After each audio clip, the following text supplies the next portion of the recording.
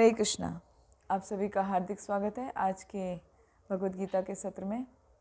आइए अपना सत्र का शुरुआत करते हैं मंगलाचरण से। ओम अज्ञानतिमिरन्धस्य ज्ञानञ्जनाशलाकया चक्षुरुन्मिलितं येन तस्मै श्रीगुरुवे नमः। नमो विष्णुपादाय कृष्णपृष्ठाय भूतले श्रीमते भक्तिवेदान्त स्वामिनिति नामिने। नमस्ते सारस्वते देवे गौरवाणी प्रचारिणे निर्विशेष शून्यवादी पाश्चात्य देशतारिणे। जय श्रील प्रभुपाद। एक बार फिर आप सभी का हार्दिक स्वागत है। आज के भगवद गीता के सत्र में हमारा 18वां अध्याय चल रहा है जिसका नाम है उपसंहार संन्यास की सिद्धि। और पिछले सत्र में हमने श्लोक संख्या 40 तक पूरे कर लिए थे, जिसमें हमने देखा कि तीनों मोड में हैप्पीनेस क्या है, सुख क्या है, कर्म क्या है, बुद्धि क्या है, धृति क्या है और इंटेलिजेंस क्या है, ये सब हमने 40वें श्लोक तक सब कंप्लीट कर लिया था। आज का जो सेक्शन है वो है श्लोक संख्या 41 से लेकर 48 तक, जिसमें मुख्य आता है purification through prescribe duties of वर्णाश्रम। मतलब कोई व्यक्ति अपने वर्णाश्रम धर्म का पालन करते हुए किस प्रकार अपने कर्तव्यों को प्योरीफाई कर सकता है, अपने कार्यों को प्योरीफाई कर सकता है केवल और केवल वर्णाश्रम धर्म का पालन करते हुए। तो आइए देखते हैं भगवान क्या कहते हैं। श्लोक संख्या 41। ब्राह्मण क्षत्रिय विषाम शूद्राणां च परन्तप कर्माणि प्रविभक्तानि स्वभाव प्रभवेर्गुणे। अर्थात पढ़िए इसका मीनिंग। हे परंतप, ब्राह्मणों, क्षत्रियों, वैश्यों तथा शूद्रों में प्रकृति के गुणों के अनुसार उनके स्वभाव द्वारा उत्पन्न गुणों के द्वारा भेद किया जाता है। यहाँ बता रहे हैं भगवान अर्जुन को, कह रहे हैं परंतप। परंतप माने शत्रुओं को जीतने वाले, हे शत्रुओं के विजेता, हे परंतप। ब्राह्मण, क्षत्रिय, वैश्य और शूद्र, ये जो ये जो 4 आश्रम हैं, ये 4 आश्रम प्रकृति के 3 गुणों के अनुसार उनके स्वभाव होते हैं। उन चारों आश्रमों में प्रकृति के 3 गुणों के अनुसार उनके स्वभाव होते हैं। तो हर कोई अपने अपने स्वभाव के अनुसार कर्म करता है, तो वो कर्मों का भेद हो जाता है। सब कुछ अलग अलग है, तो वो कर्मों का क्या भेद है अब यहाँ पर आगे भगवान बता रहे हैं। तो कर्मों का भेद समझने के लिए वो कर्मों को पूरा उनके गुणों का वर्णन किया है भगवान ने, कि ब्राह्मण के अंदर कैसे गुण होते हैं, क्षत्रिय के अंदर क्या गुण होते हैं, वैश्य के अंदर क्या गुण होते हैं और शूद्र के क्या गुण होते हैं, जिससे हम समझ सकते हैं कि उनको उन्हीं के गुणों के अंतर्गत कार्य करना होता है। ठीक है, तो सबसे पहले देखते हैं ब्राह्मणों के क्या क्या गुण हैं। शमो दमः तपः शौचम शांतिरार्जवम् एव च ज्ञानम विज्ञानम आस्तिक्यम ब्रह्म कर्म स्वभावजम। पढ़िए।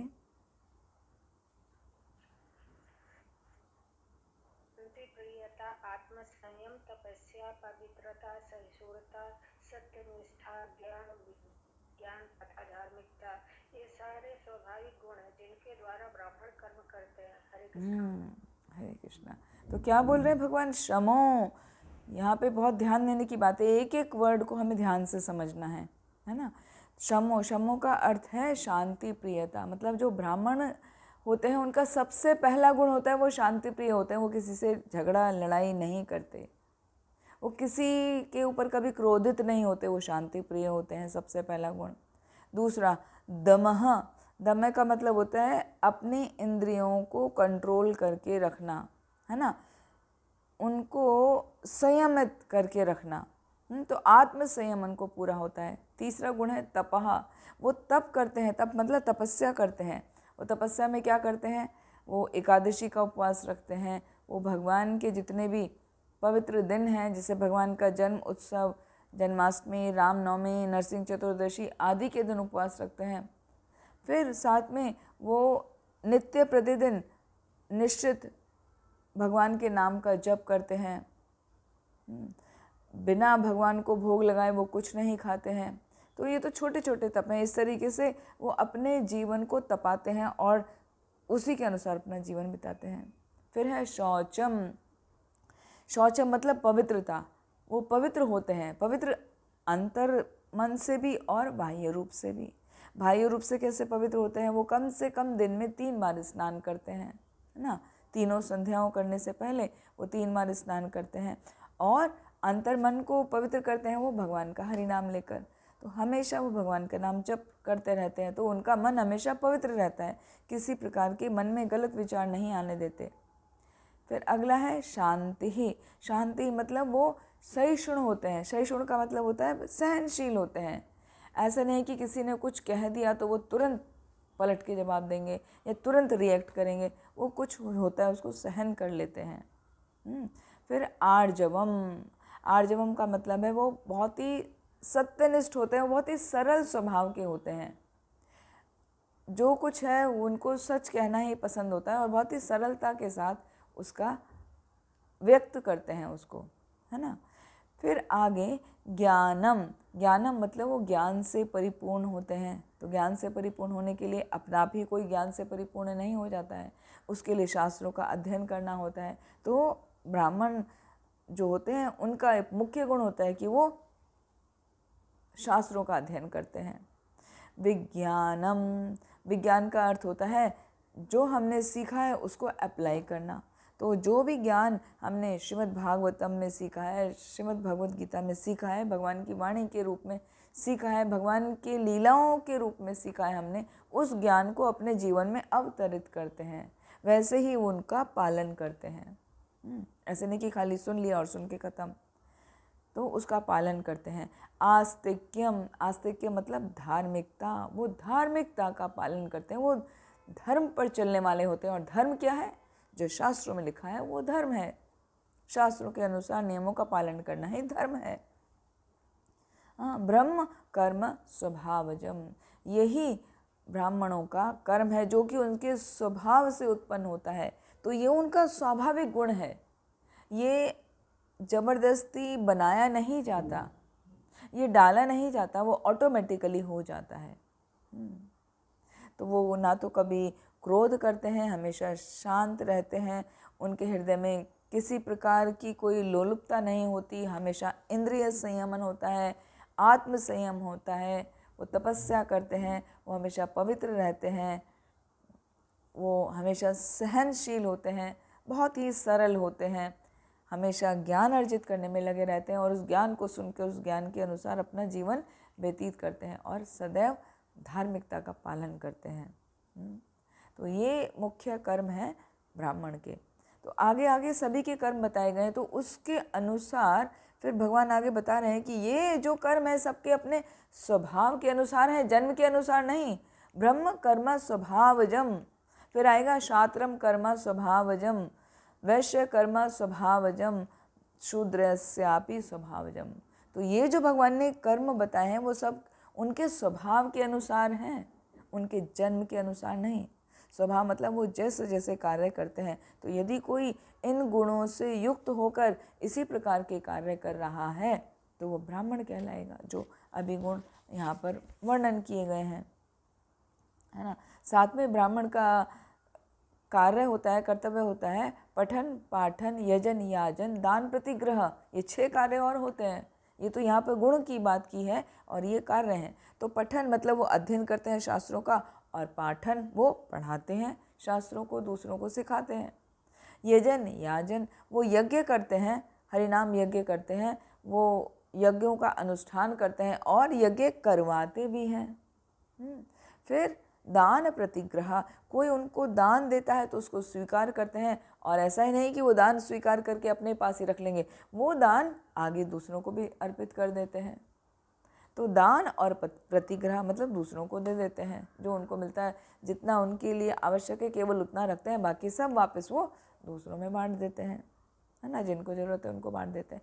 तो ये सब हैं ब्राह्मणों के गुण और ब्राह्मणों के कार्य, ठीक है, जो उनके स्वभाव के अनुसार होते हैं। अपने आप चाह के नहीं कोई कॉपी करना चाहे या कोई अपने आप सोचे कि मैं ये गुण विकसित कर लूँ, तो ये आसानी से संभव नहीं हो पाता। ये व्यक्ति के अपने स्वभाव के ही कारण होते हैं। फिर है दूसरा क्षत्रिय गुण। क्षत्रिय गुण क्या है?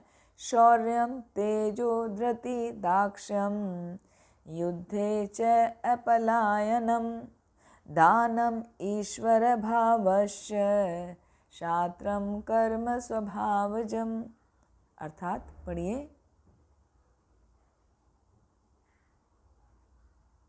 अनम्यूट करके पढ़िए कोई।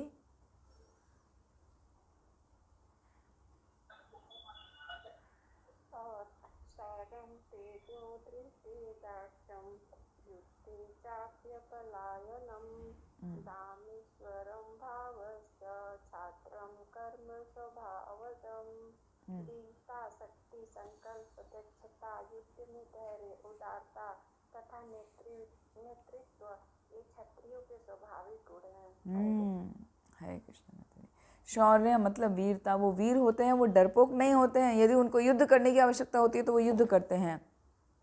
तेज है, वो बलशाली होते हैं, उसी हिसाब से वो अपना शरीर का देखभाल करते हैं क्योंकि उनको शक्ति की आवश्यकता होती है। धृति उनका जो संकल्प होता है, जो धैर्य होता है, वो कैसा होता है?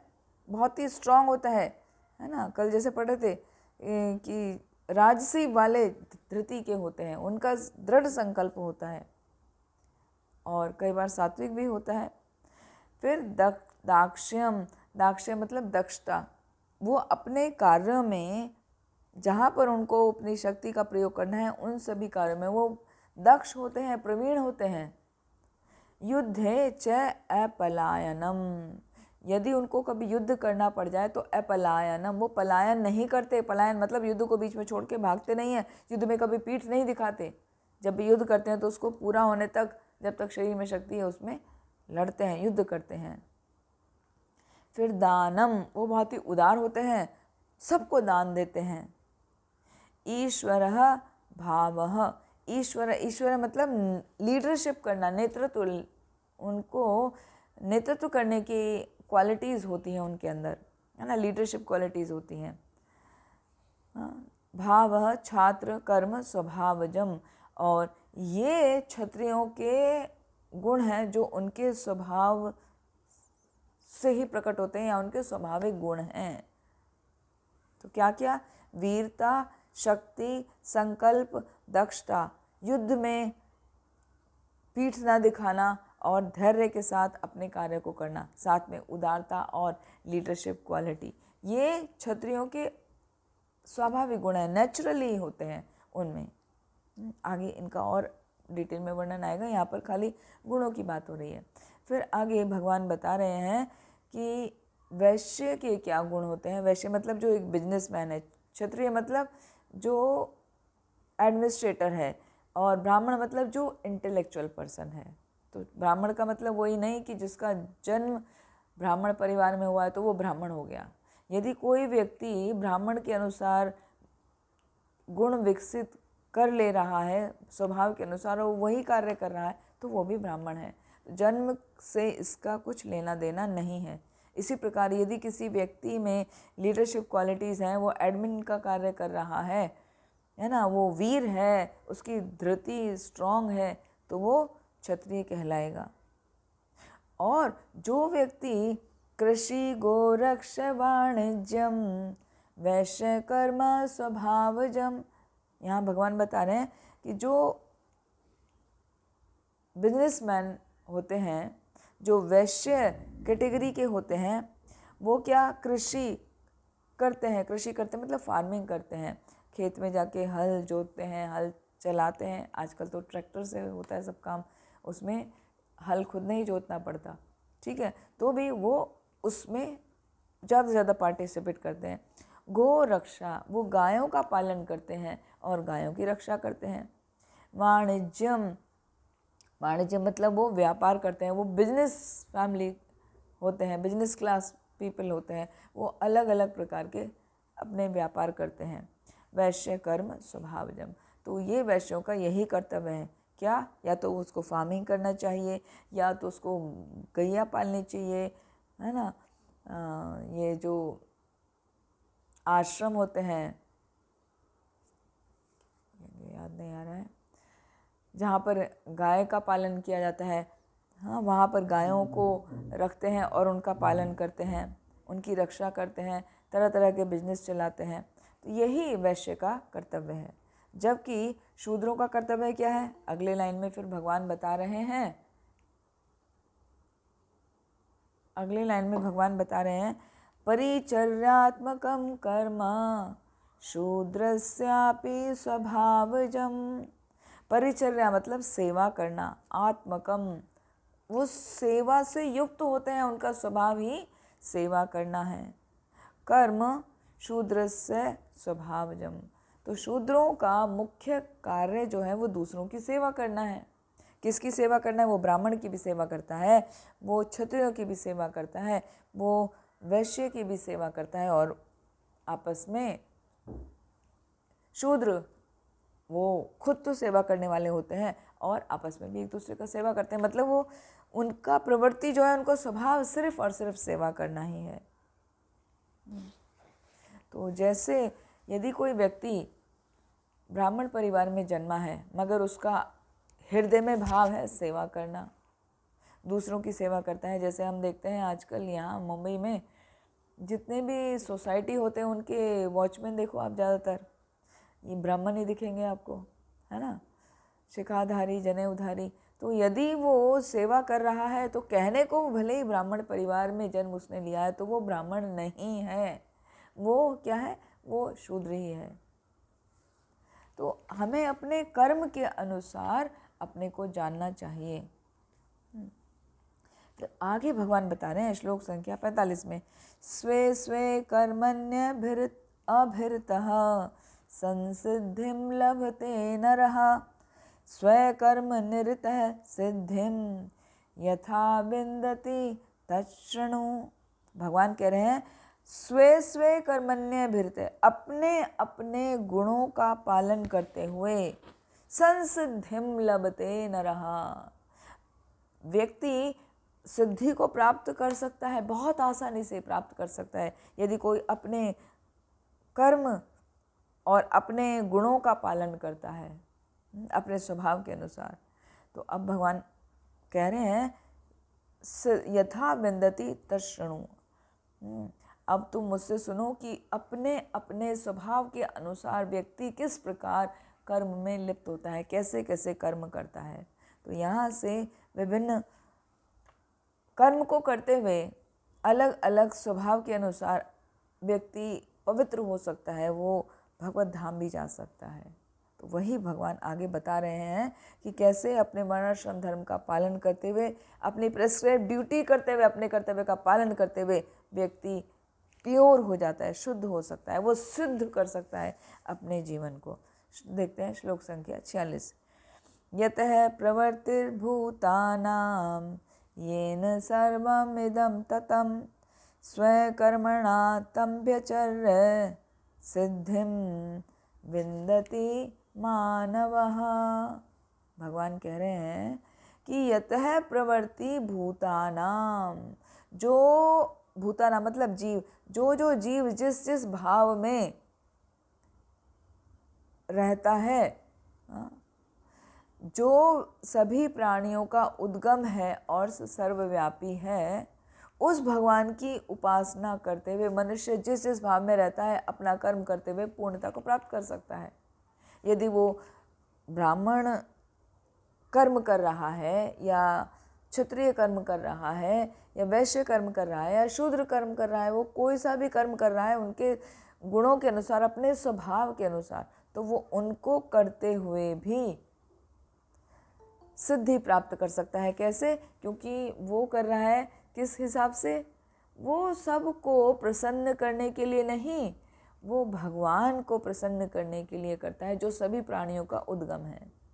सभी प्राणी सभी जीव भगवान से ही प्रकट हुए हैं। भगवान कहते हैं ना 15वें अध्याय में, ममेवांशो जीव लोके जीव भूता सनातना, सभी जीव मुझसे ही प्रकट होते हैं।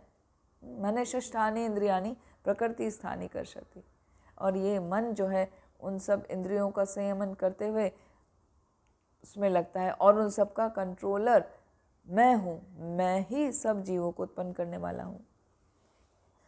तो भगवान इस प्रकार सभी जगह सर्वव्यापी हैं, वो ओमनी प्रेजेंट हैं, वो ओमनी पोटेंट हैं, सभी का उद्गम उन्हीं के द्वारा हुआ है।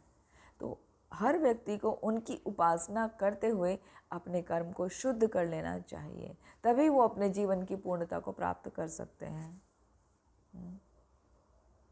जैसे कि श्रीमद् भागवतम में वर्णन आता है, जन्मादस्य यतो अन्वयात इतरतश्चार्थेषु अभग्य स्वराट, क्या कि सारे जीव परमेश्वर के भिन्न अंश हैं, इसलिए परमेश्वर प्रत्येक जीवन का उद्गम है, मतलब हर जीव भगवान से ही उत्पन्न हो रहा है।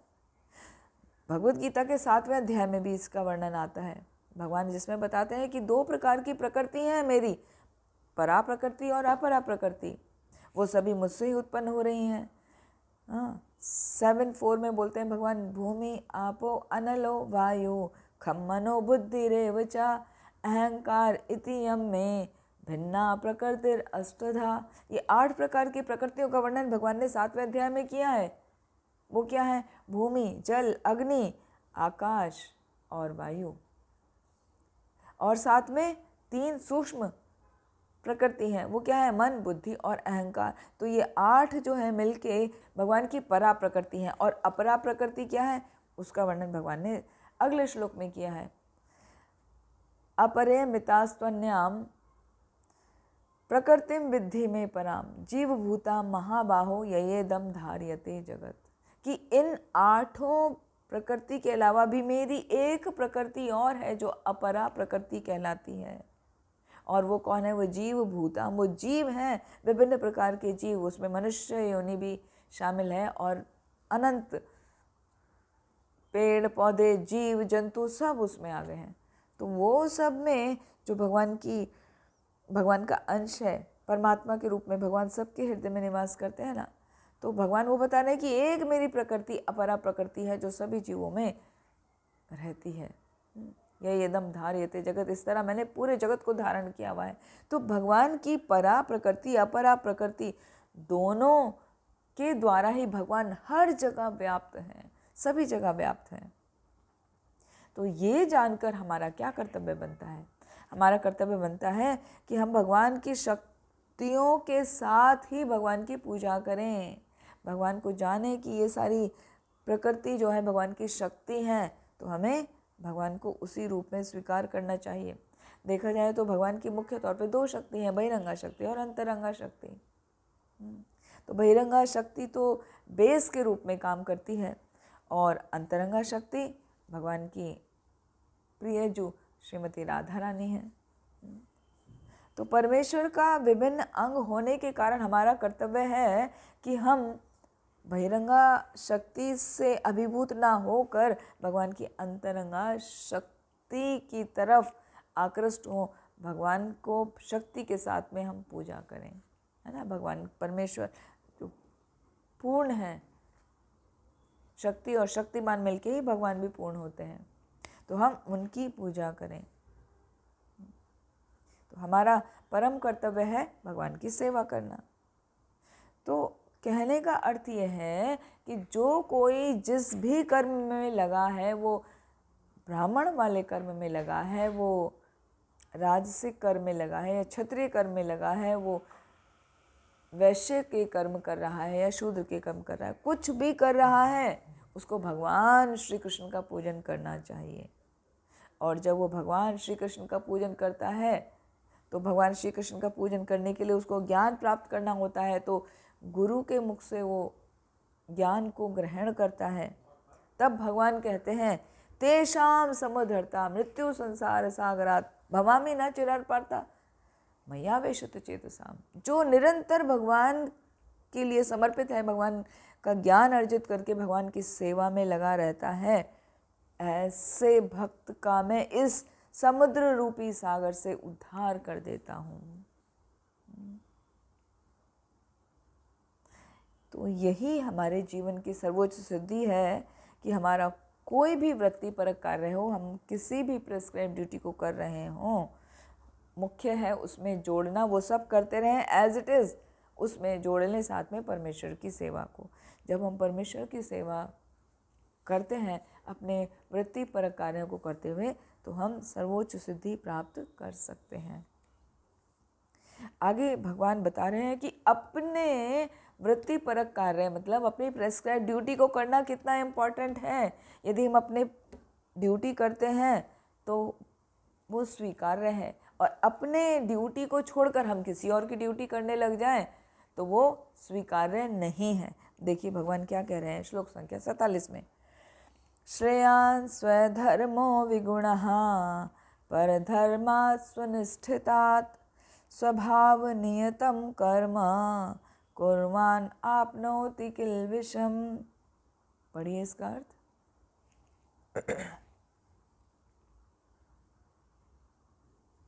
अपने वृत्तिपरक कार्य को करना चाहे वह कितना ही त्रुटिपूर्ण ढंग से क्यों न किया जाए, अन्य किसी के कार्य को स्वीकार करने और अच्छी प्रकार करने की अपेक्षा अधिक श्रेष्ठ है। अपने स्वभाव के अनुसार निर्दिष्ट कर्म कभी भी पाप से प्रभावित नहीं होते। हाँ, तो भगवान क्या बता रहे हैं कि अपना वृत्तिपरक कार्य अपनी प्रेस्क्राइब ड्यूटी को ही करना चाहिए, भले ही वो त्रुटिपूर्ण ढंग से किया जाए, मतलब उसमें मिस्टेक होती है। देखिए हम कोई भी कार्य करते हैं तो मिस्टेक हर किसी से होती हैं, चाहे कोई कितना ही एक्सपीरियंस्ड क्यों ना हो, चाहे कोई कितना ही बड़ा हो या छोटा हो, एज से फ़र्क नहीं पड़ता, एक्सपीरियंस से भी फ़र्क नहीं पड़ता। एक्सपीरियंस से खाली इतना फ़र्क पड़ता है कि उसकी त्रुटि कम होंगी, लेकिन एक भी व्यक्ति ऐसा नहीं है जिससे त्रुटि ना होती हो। सेम काम करते करते भले ही उसको कई साल हो जाए फिर भी त्रुटि होती है, क्योंकि वो त्रुटि करना मनुष्य का स्वभाव है।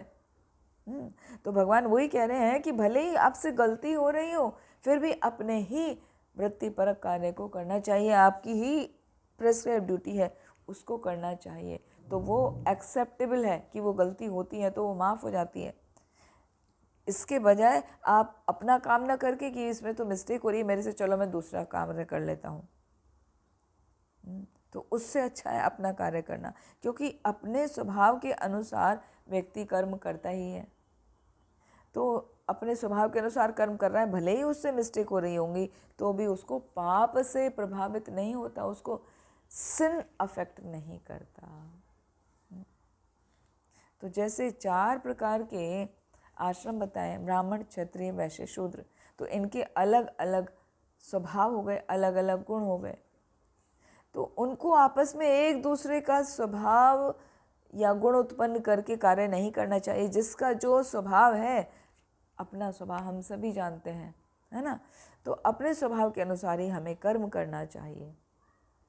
जैसे एग्जाम्पल दिया है कि जैसे स्वभाव से शूद्र के द्वारा किया जाने वाला कर्म के प्रति आकृष्ट हो यदि व्यक्ति, तो उसे अपने आप को झूठे ब्राह्मण नहीं कहना चाहिए। जैसे हम अभी बता रहे थे कि यदि कोई व्यक्ति को अच्छा लग रहा है सेवा करना, वो क्या कर रहा है, या तो सिक्योरिटी गार्ड की जॉब कर रहा है, या तो किसी के घर में वो सेवा का काम कर रहा है, या तो ड्राइविंग कर रहा है, उनका ड्राइवर है, या तो कुछ भी छोटा मोटा काम कर रहा है, छोटी मोटी नौकरी कर रहा है और अपने मालिक को प्रसन्न कर रहा है, तो वास्तव में देखा जाए तो उस व्यक्ति का स्वभाव क्या है, सेवा करना। भले ही उसने ब्राह्मण परिवार में जन्म लिया हो तो वो ब्राह्मण नहीं कहलाएगा, तो वो ब्राह्मण नहीं है। उसका स्वभाव है सेवा करना, उसे अच्छा लगता है तो उसको सेवा ही करना चाहिए, क्योंकि यदि वो छोड़ के ब्राह्मण का कार्य करेगा तो उससे उसमें मिस्टेक ज़्यादा होंगी और जो कि क्षम्य नहीं होती हैं। देखा जाए तो ब्राह्मण का वृत्तिपरक कार्य निश्चित रूप से सात्विक होता है, लेकिन यदि किसी मनुष्य का स्वभाव सात्विक है ही नहीं तो वो ब्राह्मण के कार्य कैसे करेगा, वो धर्म का अनुसरण कैसे करेगा, धर्म का अनुकरण कैसे करेगा, वो नहीं कर पाएगा। तो अपने अपने स्वभाव के अनुसार ही हमें कर्म करना चाहिए, वरना तो कार्य उसके कैसे हो जाएंगे, गर्हित हो जाएंगे, निकृष्ट हो जाएंगे। इसी तरह जो क्षत्रिय प्रशासक वर्ग के लोग हैं, जिनका स्वभाव क्षत्रिय प्रवृत्ति का है, तो क्षत्रिय होने के नाते उनको कभी कभी हिंसा भी करनी पड़ती है, पशुओं का वध भी करना पड़ता है। जैसे कल बता रहे थे कि बॉर्डर पे जाके लड़ाई करना पड़ता है। हाँ, सैनिक को उसके बॉस ने ऑर्डर दिया कि आप जाके युद्ध करो, दूसरों को मार गिराओ, तो ये क्षत्रिय का स्वभाव है। तो यदि वो ऐसा कर रहा है तो भी उसको उस कर्म का, गर्हित कर्म भले ही कर रहा हो, उसको उसका फल नहीं मिलेगा, क्योंकि वो स्वभाव के अनुसार कर्म कर रहा है। कभी कभी कूटनीति में, राजनीति में झूठ भी बोलना पड़ता है। यदि वो क्षत्रिय है, उसका स्वभाव ही ऐसा है, तो वो चलता है, तो वो माफ़ हो सकता है। लेकिन उससे ये आशा नहीं करी जाती कि अपना वृत्तिपरक कार्य छोड़ दे, अपना जो उसका स्वभाव है दूसरों की रक्षा करना,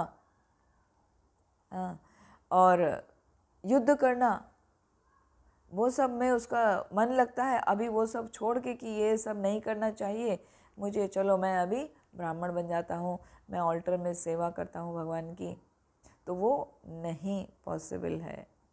वो गलती होगी उसमें, और ज़्यादा गलती होने से उसका क्या होगा, पतन हो जाएगा। पतन मतलब वो जिस स्थिति में चल रहा है उस स्थिति से वो नीचे आ जाएगा। तो हमें सबसे पहले अपने स्वभाव को जानना चाहिए कि हम क्या हैं, कैसे हैं, उसके अनुसार हमें कार्यों को करना चाहिए। जैसे यहाँ पर श्रील प्रभुपाद बहुत अच्छा उदाहरण देके समझा रहे हैं कि जैसे अर्जुन क्षत्रिय था, तो क्षत्रिय होने के नाते उसको युद्ध करना चाहिए।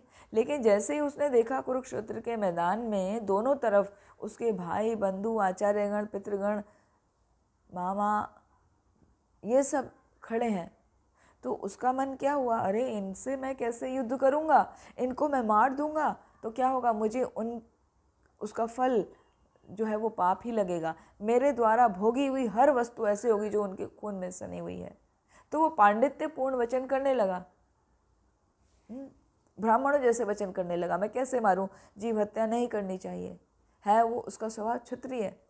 तो जैसे ही वो ऐसा करने लगा तुरंत भगवान ने उसको डांटा। कौन सा श्लोक आता है वो, आपूर्य माणम अचलम प्रतिष्ठम, ये नहीं, अशोचन्या अन्वशोचस्वम प्रज्ञावादांश भाषसे गतासुने गताशोचम नानो शोचंती पंडिता। तुम पंडित की तरह क्या वचन कर रहे हो, तुम्हारा स्वभाव क्षत्रिय का है, तुम उठो और युद्ध करो। क्योंकि जिसका जैसा स्वभाव होता है वो उसके अनुसार देर सवेर कर्म करता ही है। भले ही दूसरे का उसने आवरण पहन लिया हो, नहीं मुझे ये अच्छा लगता है, मैं ये करूँगा, वो करूँगा, लेकिन जो उसका नेचुरल वाला स्वभाव है ना, वो उसके अनुसार कर्म करता ही है, उससे वो अपने आप को रोक नहीं सकता। इसी के लिए अर्जुन को भगवान ने कहा कि तुम जानो, ये समझो कि तुम्हें युद्ध करना तुम्हारे लिए अत्यंत आवश्यक है, तुम्हें धर्म की रक्षा करना चाहिए। और ये सब तो पहले ही मारे जा चुके हैं, और ये क्या है, मारे गए, उनके शरीर मारे गए, आत्मा तो कभी मरती ही नहीं है, ना हंती ना हन्यते। तो इसलिए उठो और तुम युद्ध करो। तो कहने का अर्थ ये है कि अपने कर्म के अनुसार हमें, अपने स्वभाव के अनुसार हमें अपना कर्म करना चाहिए। कभी कभी जैसे एक और उदाहरण दिया है प्रभुपाद ने, कभी कभी व्यापारी जो होते हैं उनको झूठ भी बोलना पड़ता है अपने व्यापार को चलाने के लिए। तो यदि वो झूठ बोलते हैं तो ठीक है, क्यों, क्योंकि वो झूठ नहीं बोलेंगे तो पैसा कैसे कमाएंगे, वो जितने में खरीद रहे हैं उतने में ही बेच देंगे तो अपना घर कैसे चलाएंगे भाई। उन्हें थोड़ा बहुत झूठ बोलना पड़ता है, हाँ, लेकिन लिमिट में होना चाहिए ना। कई बार वो बोलते भी हैं कि अरे भाई मैंने अपना प्रॉफिट कुछ नहीं रखा, जिस उस पर ख़रीदा है मैं उसी पर बेच रहा हूँ, ऐसा बोलते हैं ना ग्राहक जो बिजनेसमैन होते हैं। तो वो एक्चुअली उसके लिए अत्यंत आवश्यक है, अदरवाइज़ वो अपना जीविका उपार्जन कैसे करेगा, अपने फैमिली का भरण पोषण कैसे करेगा। तो अपने स्वभाव के अनुसार वो झूठ बोल रहा है, उसका स्वभाव है, उसका गुण है, तो वो झूठ बोलना उसका सिंफुल नहीं होता। लेकिन यदि वो सोचे कि अरे मुझे बिजनेस करने में कि बहुत झूठ बोलना पड़ता है, मुझे इधर का उधर करना पड़ता है, चलो मैं छोड़ देता हूँ और अब मैं जाके क्या बन जाऊँ, ब्राह्मण बन जाऊँ, मैं खाली हरि नाम जपूँ या भगवान की सेवा करूँ मंदिर में जाके, तो वो गलत है, उसमें वो पाप का भागीदारी हो जाएगा, है ना। तो यही भगवान बार बार बताने कि अपने वृत्तिपरक कार्यों के अनुसार, अपने स्वभाव के अनुसार ही हमें कार्यों में लगना चाहिए, प्रेस्क्राइब ड्यूटीज़ को करना चाहिए, और उसी को करते करते हम शुद्ध हो जाते हैं। आगे प्रभुपाद जी कह रहे हैं कि चाहे कोई क्षत्रिय हो, वैश्य हो, शूद्र हो, यदि वह इस कार्य से भगवान की सेवा करता है तो कोई आपत्ति नहीं। मतलब भले ही वो क्षत्रिय के गुण के अनुसार कार्य कर रहा है, वो वैश्य के गुण के अनुसार बिजनेस कर रहा है, या वो शूद्र के स्वभाव के अनुसार किसी की सेवा कर रहा है, जो कुछ उसका स्वभाव है उसे वो करना चाहिए, बेधड़क करना चाहिए। लेकिन ये ध्यान रखना चाहिए कि जो भी उसकी पारितोषिक आ रहा है, जो भी उसका धन संपत्ति आ रही है, उससे भगवान की सेवा करनी चाहिए। तो उसका जो प्रभाव है वो समाप्त हो जाएगा, उसमें कोई आपत्ति नहीं है, भले ही वो कुछ भी कार्य करता हो। कभी कभी विभिन्न यज्ञों का संपादन करते हुए ब्राह्मणों को भी बलि देनी पड़ती है। तो ब्राह्मणों ने यदि बलि दे दी तो क्या वो हत्या करने के कारण वो पापी हो गया? नहीं। क्यों? क्योंकि उसके मंत्र में यदि इतनी शुद्धि है कि पशु की बलि दी और उसके मंत्र के उच्चारण से पशु को नया शरीर प्राप्त हो गया, या सीधा कई बार मनुष्य योनि में चले जाते हैं यदि मंत्रों का उच्चारण शुद्ध रूप से किया जाए, तो पशु सीधे मनुष्य योनि को प्राप्त कर लेता है। तो उसके लिए वो अच्छा है, उस पशु के लिए अच्छा है, वो ब्राह्मण के लिए अच्छा है, वो अपने कर्म, अपने गुण के अनुसार वो कर्म कर रहा है, तो इसमें वो पाप का भागीदारी नहीं होता। तो देखा जाए तो हमें कुल मिला के, भले ही हम किसी भी आश्रम में हो, किसी भी वर्ण में हो, हमारा एकमात्र उद्देश्य ये होना चाहिए कि हम कुछ भी कार्य कर रहे हो, हमें लेकिन भगवान को प्रसन्न करना है। संसिद्धि हरितोषणम, भगवान को प्रसन्न करने में ही हमारी जीवन की सफलता है, सिद्धि है, और कुछ नहीं। और यदि हम अपने इंद्रिय तृप्ति के लिए कार्य करते हैं तो हम उसके बंधन से बंध जाते हैं, उस कार्य के बंधन से बंध जाते हैं। तो इतना सब कहने का कंक्लूजन क्या निकला? इसका कंक्लूजन ये निकला, श्रील प्रभुपाद बता रहे हैं कि मनुष्य को चाहिए अपने द्वारा अर्जित विशेष गुण के अनुसार ही अपने कार्य में प्रवृत्त हो और परमेश्वर की सेवा करने के लिए ही कार्य करने का निश्चय करे। तो चाहे उसको कहीं भी काम करना पड़ रहा है, कुछ भी काम करना पड़ रहा है, और वो उसमें उसको अच्छा लग रहा है, उसका स्वभाव के अनुसार ही हो रहा है, तो उसको वही करना चाहिए, बारंबार वही करना चाहिए, और उसी को करते करते वो शुद्ध हो जाता है, पवित्र हो जाता है। आगे भगवान बता रहे हैं कि कोई कुछ भी कार्य करे, हर कार्य में कुछ ना कुछ दोष अवश्य रहता ही है, वो स्वाभाविक है। श्लोक संख्या 48।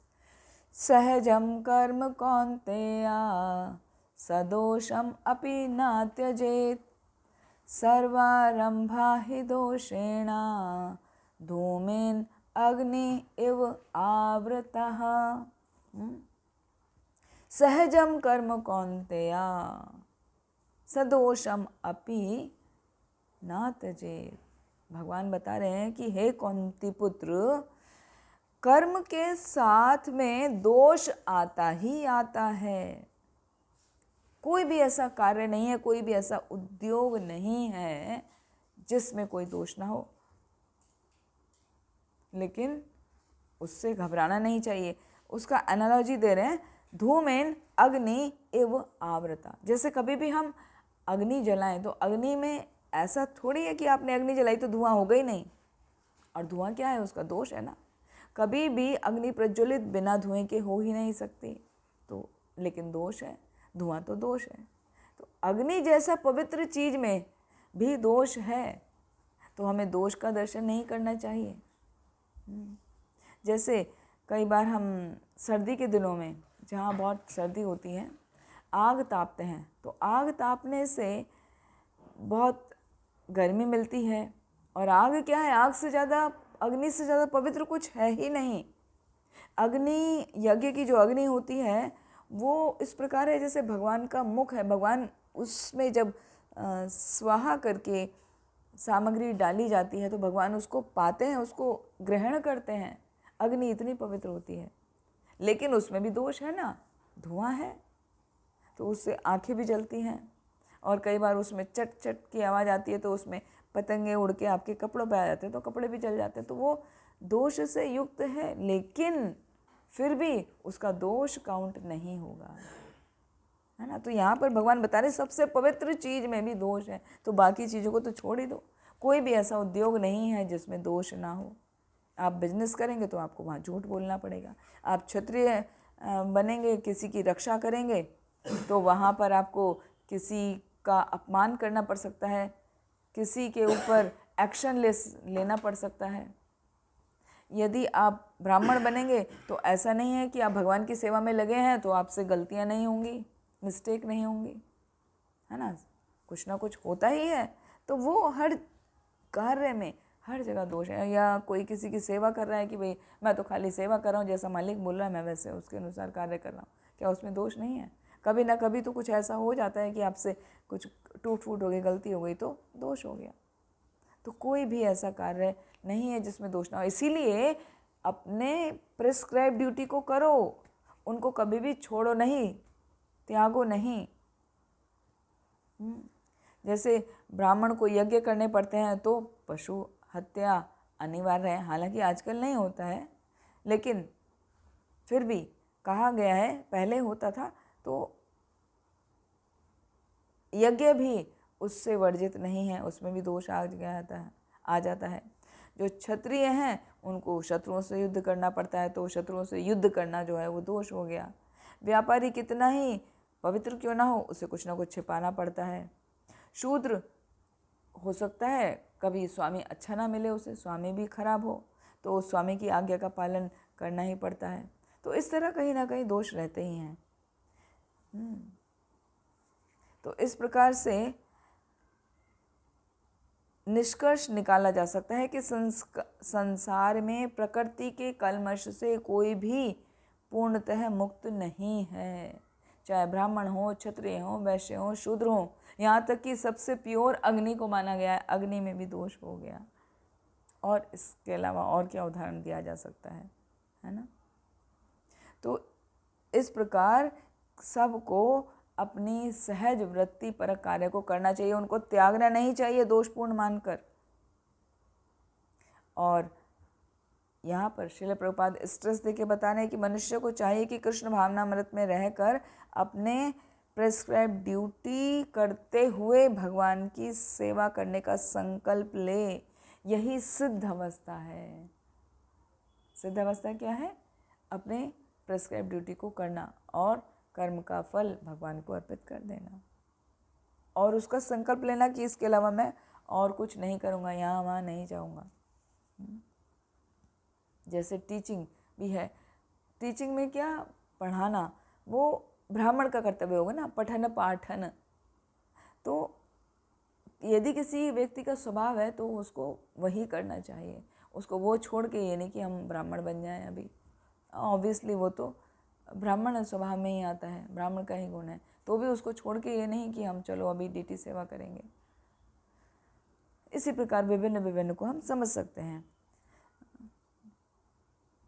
लास्ट में श्रील प्रभुपाद बता रहे हैं कि जब कोई भी वृत्तिपरक कार्य भगवान को प्रसन्न करने के लिए किया जाता है तो उससे कार्य के सारे दोष अपने आप शुद्ध हो जाते हैं। और जब भक्ति से संबंधित कर्मफल शुद्ध हो जाते हैं तो मनुष्य अपने अंतर में भगवान का दर्शन कर सकता है। इसी को आत्म साक्षात्कार कहा गया है। तो आत्म साक्षात्कार का मतलब है अपने हृदय में ही भगवान को देखना। और भगवान कैसे दिखते हैं? जब उसके कर्म फल शुद्ध हो जाते हैं। कर्म फल कैसे शुद्ध होते हैं? जब हम अपने कर्मों के फल को भगवान को अर्पित कर देते हैं। और कर्म कौन से? कर्म के फल कौन से? जो हम अपने स्वभाव के अनुसार अपने कार्यों को कर रहे हैं, है ना। तो इन शॉर्ट, अपने स्वभाव के अनुसार अपने कर्मों को करते रहो और कर्मों के फलों को भगवान को अर्पित करते रहो, तो हम अपने सभी कर्मों को पवित्र कर लेते हैं, भगवान का दर्शन कर लेते हैं। इसी को आत्म साक्षात्कार कहा जाता है।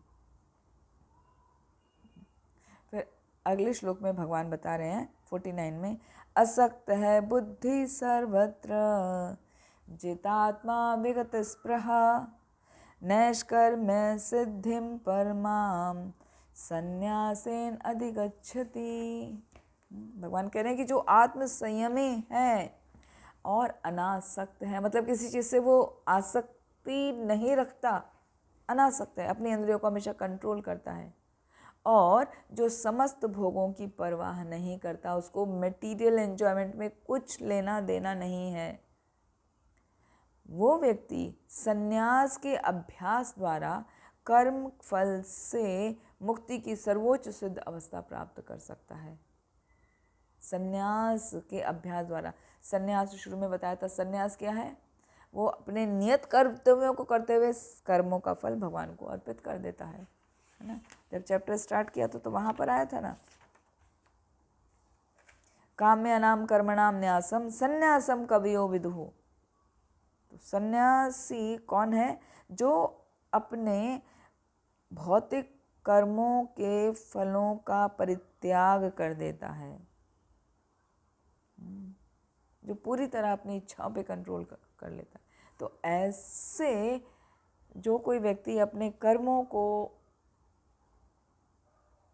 छोड़कर, मतलब कर्म तो कर रहा है लेकिन उनसे आसक्त नहीं हो रहा है और उसका फल भगवान को दे देता है, आत्मसंयमी होता है, अपनी इंद्रियों को कंट्रोल करता है, अपने लिए वो कुछ नहीं करता, सब कुछ भगवान की प्रसन्नता के लिए करता है, तो यही सर्वोच्च सिद्धि की अवस्था है। जो अभी आत्म साक्षात बताया था ना, उससे भी ऊपर सर्वोच्च सिद्धि की अवस्था। तो सच्चा संन्यास का अर्थ है मनुष्य सदा अपने को परमेश्वर का अंश मानकर ये सोचे कि अपने कार्य के फल को भोगने का मैं अधिकारी नहीं हूँ। कर्म का फल कौन है? भोगता तो भगवान है। भोक्तारम यज्ञ तपसाम सर्वलोक महेश्वरम सुहृद सर्वभूता नाम ज्ञात्वा माम शांतिम रक्षति। और जो व्यक्ति ऐसा समझता है कि सभी कर्मों का भोक्ता, सभी यज्ञों का भोक्ता तो भगवान श्री कृष्ण स्वयं है, तो ऐसा व्यक्ति अपने हृदय में शांति रखता है, वो प्रसन्न रहता है, वो कभी विचलित नहीं होता। और ऐसे ही व्यक्ति को सन्यासी कहा जाता है। जो व्यक्ति अपने ही आत्मा में आनंद लेता रहता है, उसका जीवन आत्म साक्षात्कार से युक्त होता है, वो हमेशा अपने में ही संतुष्ट रहता है, उसके लिए कुछ भी अकरणीय, कुछ भी करणीय नहीं होता।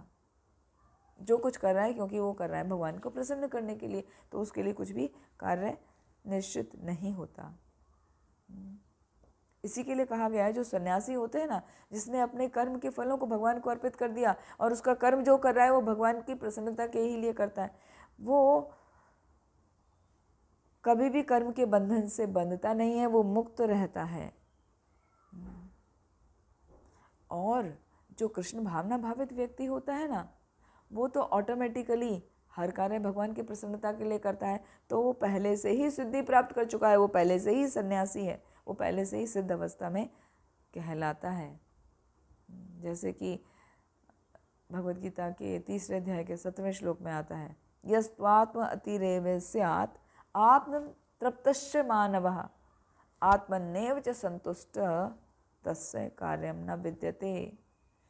ऐसे व्यक्ति को जो अपने कर्म के फल को, अपने हर चीज़ को भगवान को अर्पित करता है, वो हमेशा संतुष्ट रहता है। उसी किसी प्रकार का कोई भय नहीं होता कि मैं ये कार्य कर रहा हूँ तो मुझे उसका कर्म का बंधन लगेगा, वो कभी बंधता नहीं है।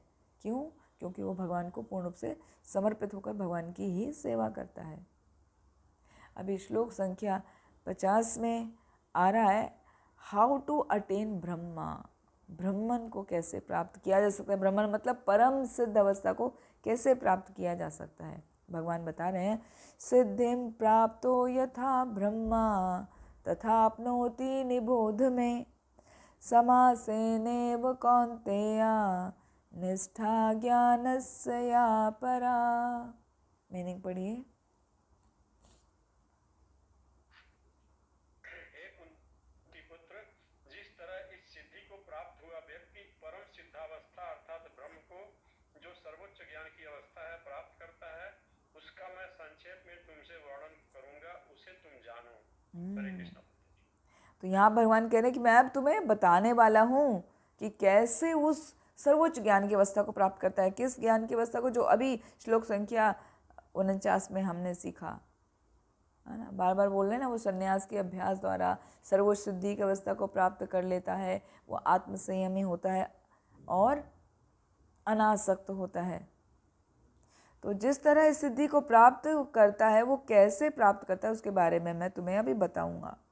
तो श्रील प्रभुपाद आगे बता रहे हैं कि जो कोई अपने प्रेस्क्राइब ड्यूटीज़ में लगा रहता है और उनमें लगा रहकर भगवान को समर्पित रहता है, भगवान को ही अर्पित करता चलता है, उसको सिद्ध अवस्था की प्राप्ति आसानी से हो जाती है। खाली करना यह है कि अपने कर्म फल को भगवान को अर्पित करते हुए चलना है, दैट्स ऑल। ज्ञान की वास्तविक सिद्धि शुद्ध कृष्ण भावनामृत को प्राप्त करने में है।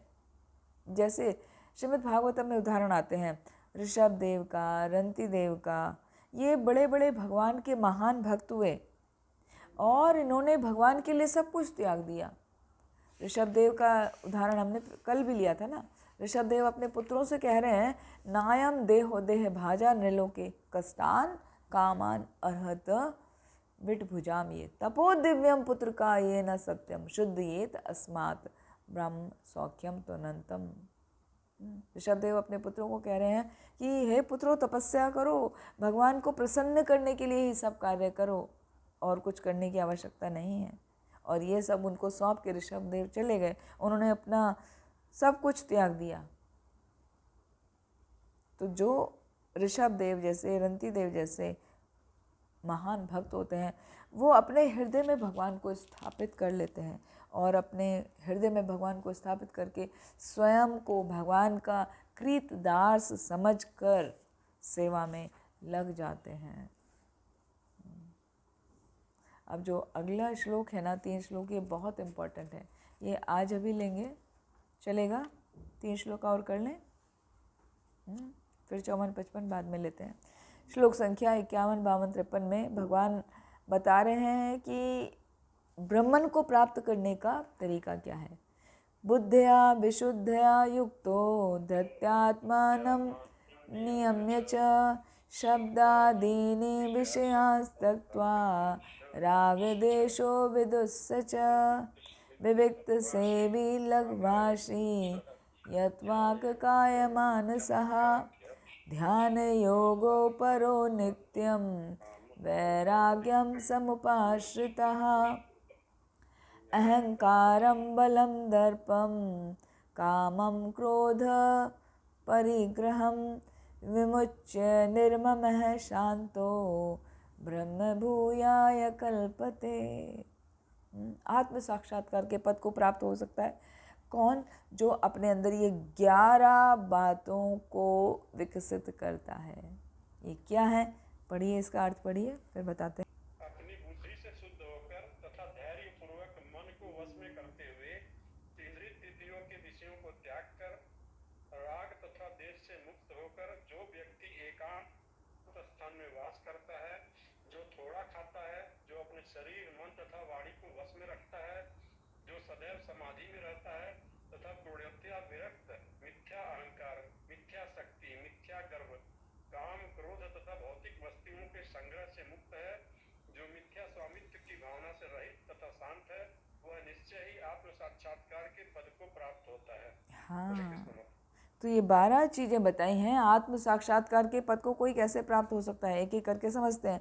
बुद्ध्या, अपनी बुद्धि से शुद्ध रहता है, अपने मन में किसी तरह के गलत विचारों को नहीं लाता, वो आक्रोश क्रोध में कभी नहीं आता, बुद्धि उसकी शुद्ध होती है।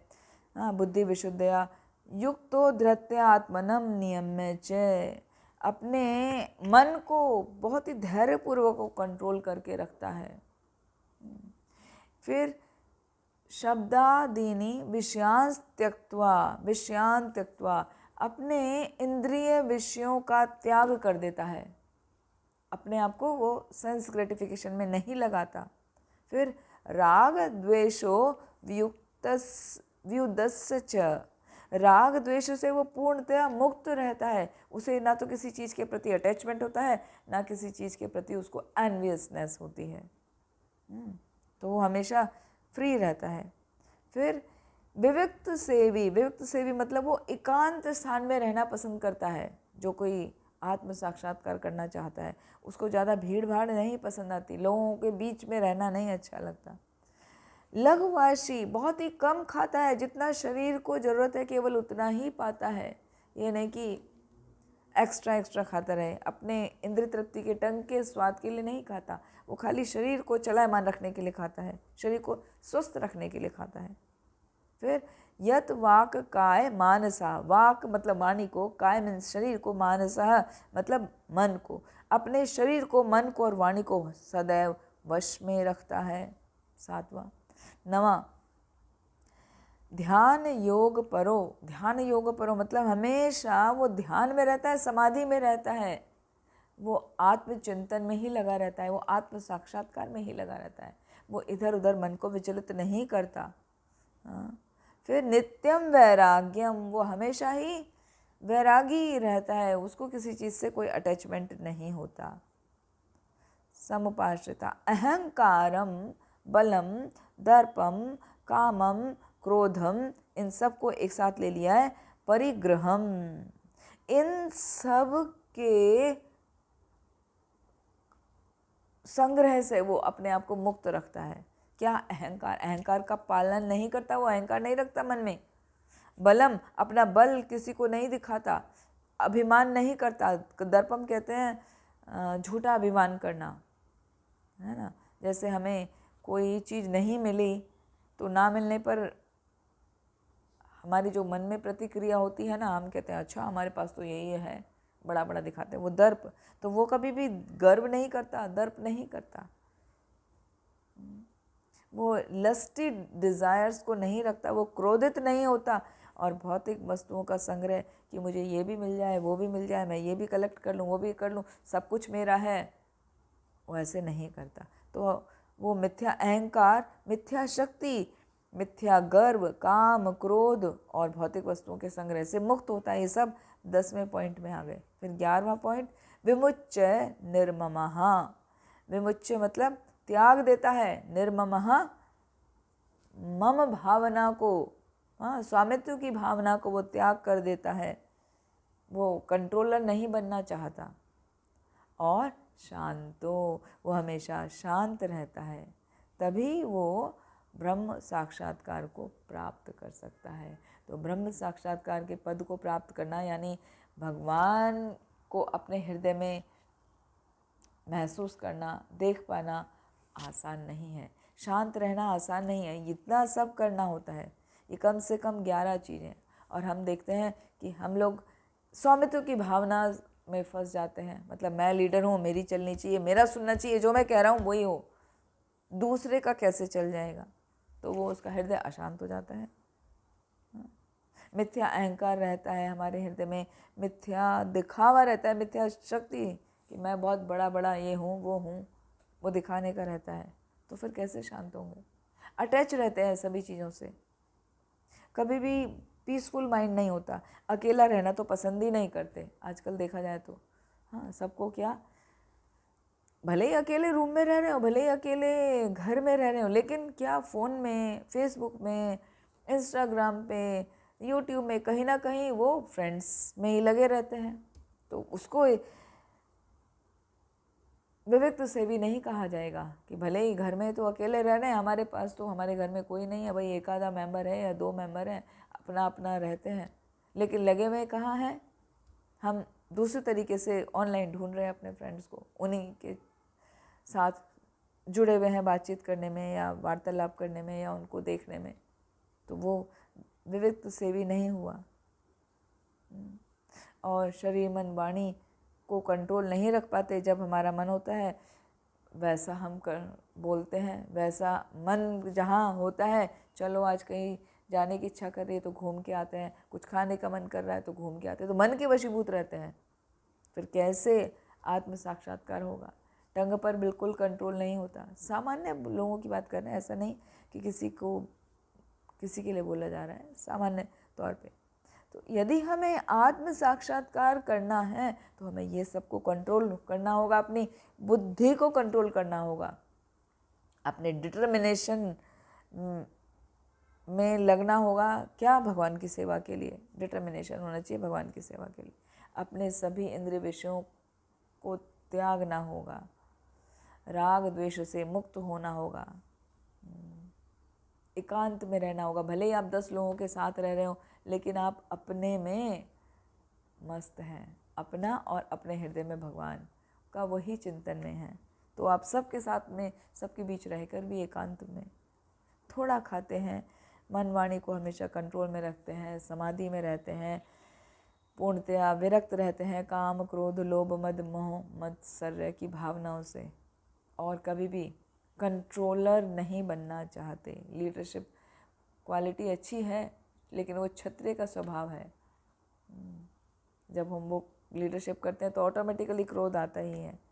तो जो व्यक्ति आत्म साक्षात्कार करना चाहता है वो इन सब से बच के रहता है, तभी वो शांत रहता है। हाँ, अशांतस्य कुतो सुखम, क्योंकि अशांत तो कभी सुखी रह ही नहीं सकता।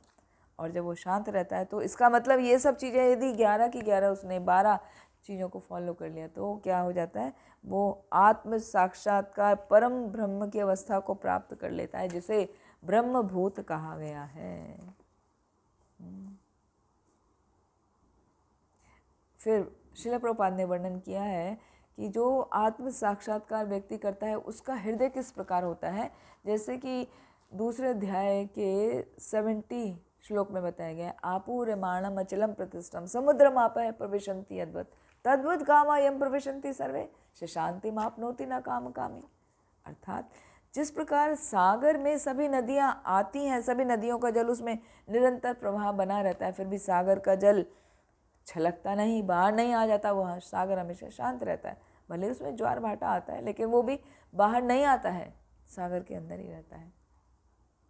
तो इसी प्रकार जैसे नदियों के जल से सागर का पानी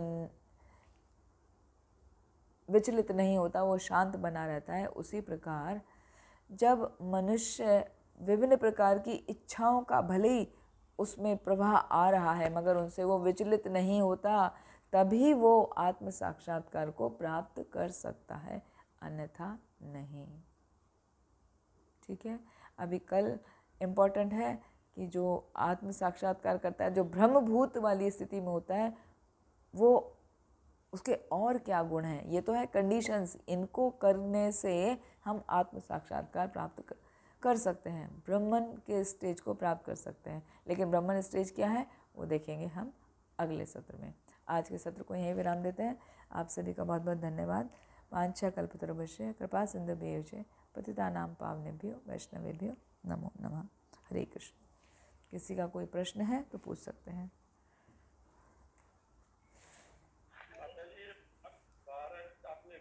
बताया लास्ट में, तो 12 कौन-कौन से दोष हैं जिनसे मुक्ति चाहिए हमको? पहला लिखिए, श्लोक में ही नोट कर लीजिए। पहला है बुद्ध्या विशुद्धया, बुद्धि से शुद्ध होना। दूसरा धृत्यात्मनम नियम्य च, धृतिपूर्वक मन को वश में करना।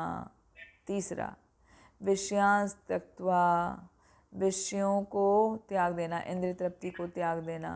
चौथा राग द्वेष विदुष्य, राग द्वेष से मुक्त होना।